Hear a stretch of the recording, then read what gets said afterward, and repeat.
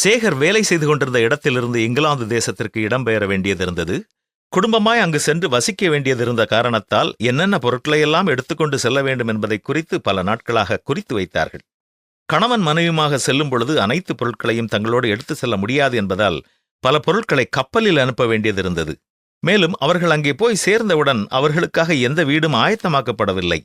சுமார் 2 மாதங்கள் விருந்தினர் இல்லத்தில்தான் இருக்க வேண்டிய சூழ்நிலை வந்தது. எனவே எந்தெந்த பொருட்களை கப்பலில் செல்லும் பொருட்களோடு அனுப்ப வேண்டும், எந்தெந்த பொருட்களை மட்டும் கையில் எடுத்து செல்ல வேண்டும் என்பதை குறித்து பல நாட்கள் சிந்தித்து திட்டமிட வேண்டியதாக இருந்தது.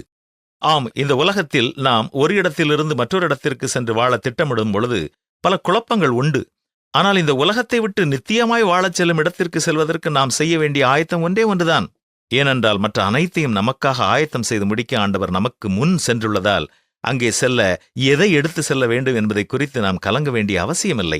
இவ்வுலக வாழ்விற்கு பின் நிச்சயமாய் இறைவனோடு வாழ செல்வதற்கு இயேசுவின் நாமத்தின் மேல் விசுவாசம் உள்ளவர்களாய் அவர் என் பாவத்திற்கான தண்டனையை ஏற்றுக்கொண்டார் என்பதை மட்டும் விசுவாசித்தால் போதும். அவருடைய நாமத்தின் மேல் விசுவாசம் உள்ளவர்களாய் அவரை ஏற்றுக்கொண்டவர்கள் எத்தனை பேர்களோ அத்தனை பேர்களும் தேவனுடைய பிள்ளைகளாகும்படி அவர்களுக்கு அதிகாரம் கொடுத்தார் என்பதுதான் பரிசுத்த வேதம் நமக்கு கொடுக்கும் நிச்சயம். இயேசு மீண்டும் சீக்கிரமாய் வரப்போவதால் அவரோடு செல்ல நாம் ஆயத்தமாவோமா?